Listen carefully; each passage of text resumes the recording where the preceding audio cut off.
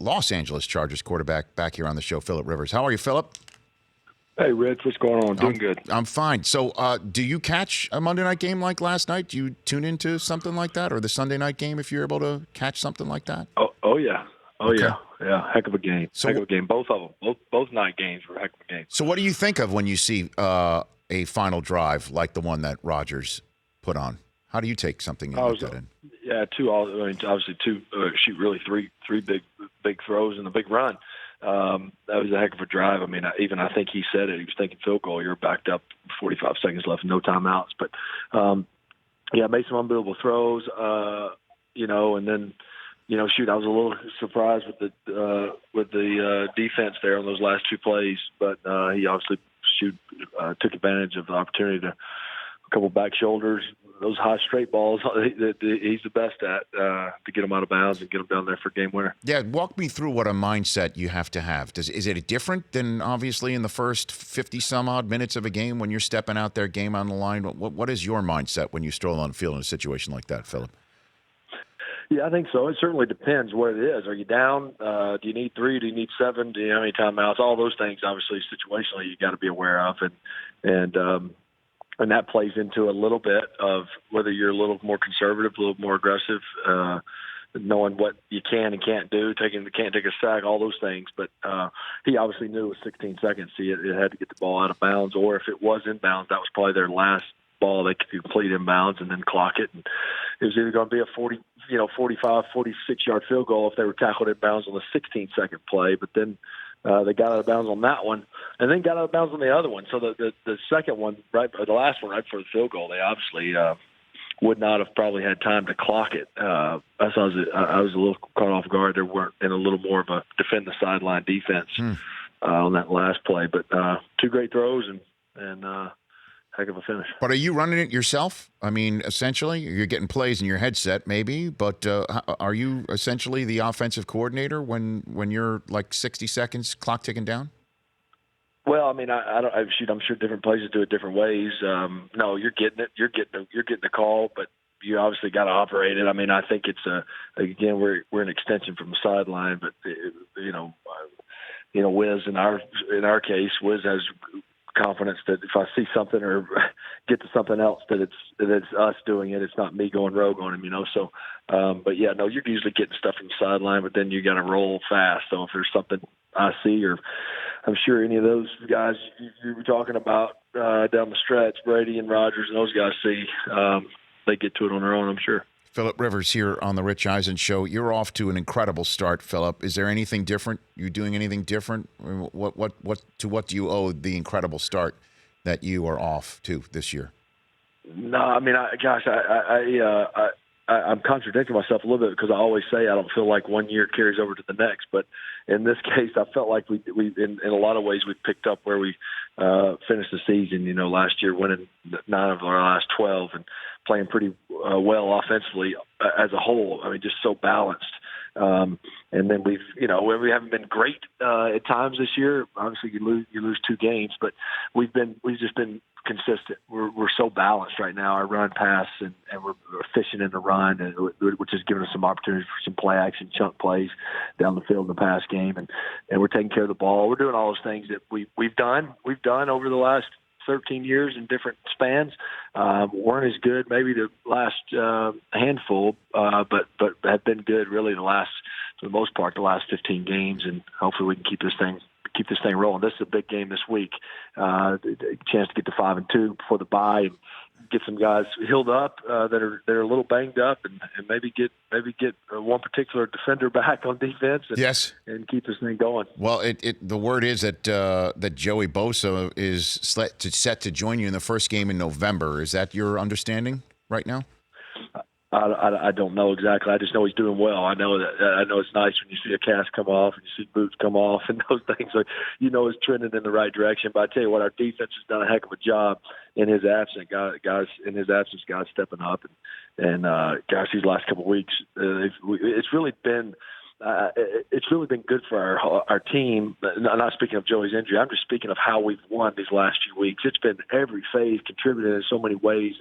And I think that does a lot for our team, seeing how many guys are playing a part in us winning the game. that's huge for us as we move through the middle stretch of the season. Philip Rivers here on the Rich Eisen Show, and you're heading over to London later on this week. Business trip, right? Business trip, Philip? Correct? No question. We're going to get in there Friday morning. Okay. Family's not Friday coming? morning. No, we're going to get in Friday morning, head to get settled in and go straight to the practice field. So, yeah, it'll be truly won't be much sightseeing going on, which is just fine. Last time we were on this East Coast to London trip, we went 0-2, so we already are off to a better start. So we'll see if we can make it 2-0 this time. Is it true though that you are sightseeing in Cleveland? Is that a fact, Philip? You going? I don't know that I'm that either. I've began a preparation on Tennessee, and it's kind of been just a regular Tuesday, other than not being at home, and so it's not a lot going on. It is a pretty day here in Cleveland. Okay. It's a crisp, clear day, about 50 degrees. Look at I haven't you. been outside yet. Okay, it looks pretty. If we keep going on, you might give me the traffic too. I was just kind of bringing up Rock and Roll Hall of Fame. Are you going there?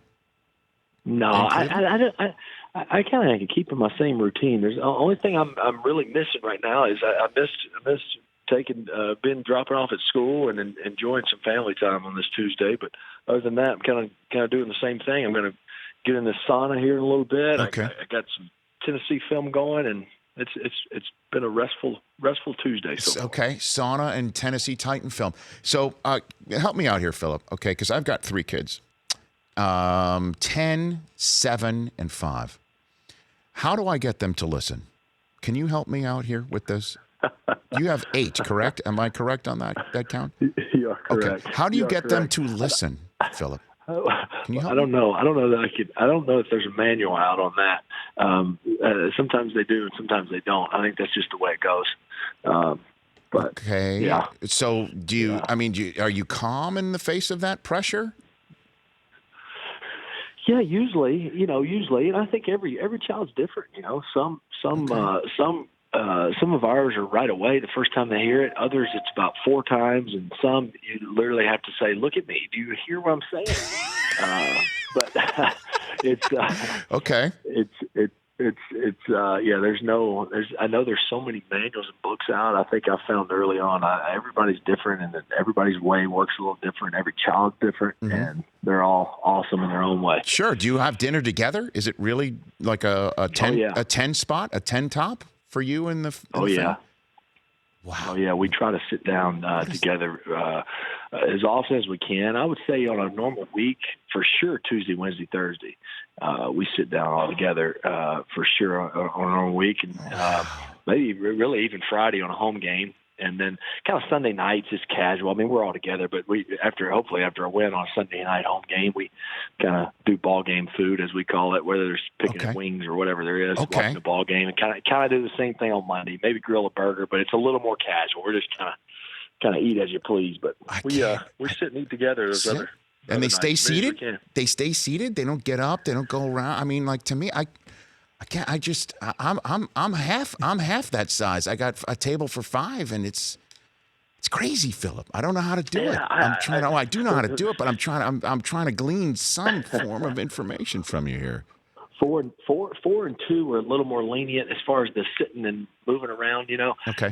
Because if they were to run off from the table, it's a little more less chaotic at the table. So it's not always that bad of a thing. But yeah, I'd say for the most part, we're all 10 right there for a good 20 minutes. 20 minutes is good. Oh my gosh. A lot of catching up on school and talking, and then obviously the cleanup is the real challenge. we have a lot of helping hands, so the cleanup can go fast. That's where my coach comes out, and I'm like, guys, let's go. We all chip in. We clean this kitchen in 8 minutes. Let's go. Let's go fast. Come on. Okay. And we go and we get it done. So those are the times that those are awesome times. So I look forward to those evening those dinner times. Me too. I don't know. I have a different adjective that leaps to mind, but God, bless it, Philip. That's impressive. I'm learning from you right now. Plus, it might also help from what we heard from Sean Merriman a couple weeks ago that you don't curse. Is that a true story? You do not. That's a true story. Yeah, that's a true story. Nothing ever comes close to slipping out, ever? No, I mean, I don't want to stand here mightier than and say never, but no, I don't. It's just not part of my vocabulary. Just a lot of dadgummits and shoots and. Because we see you in the field, Philip, and a lot of people are just assuming you're working blue out there, powder blue, whatever color blue you want to work. I mean, that's what people are assuming. They're wrong. No, I know. Yeah. Oh yeah. Yeah. That's one thing I can say. You can have me mic'd up for 3.5 hours out there. You wouldn't have to beat anything out. Wow. Okay. Fantastic. Okay, so you're heading over to London. Like I said, so you've got that big game. Last time you were there, last one for you here, Philip, you took on Drew Brees, who just set that record for most passing yards of all time. I'm wondering what you think of when you see somebody do it for as long as he has. He's got about 3 years on you. What did you think about when he set that record? It was awesome. I mean, we were tuned in with the volume up high. I mean, I wanted to make sure I saw it. It was awesome to see, and obviously it's the numbers are going to continue to creep higher. He's still playing super well, but I think it was obviously talented and smart and all those attributes he has that we know of. But I think maybe more than anything, it showed. It showed to me just over the long haul of his career his belief in himself. I mean, from the early years here in San Diego before I got here, and then when I got here, and then he took off and got his career really going. And then he has a terrible shoulder injury that many thought maybe never play again. And then what he's done in New Orleans over 13 years and the Super Bowl and so many unbelievable years down there and still going. So it was fun to watch. Yeah, it's amazing. And then, you, Ben, and Eli, that class of 2004, how much longer, because we're seeing Eli struggle right now. Obviously, Big Ben has his own situation, but how much longer do you think you've got left? Well, I think I got a handful. I think I got a handful of years left. I mean, I don't want to ever put a hard number on it. I'm not going to just play until and finish that way, hanging on. But at the same time, I'm in no hurry to go. I still couldn't wait to get going.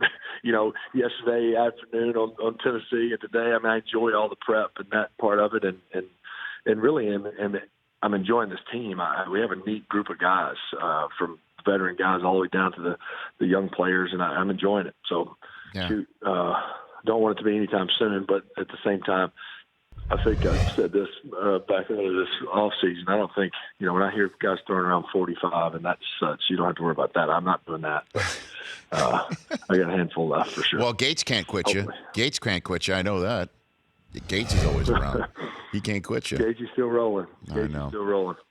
Philip, appreciate you rolling onto the show again. Good luck overseas, and then we'll chat down the line second half of the season. All right, Rich. Enjoyed it. See you. Thank you. Same to you. That's Philip Rivers. The Rich Eisen Show, weekdays at noon Eastern on Audience.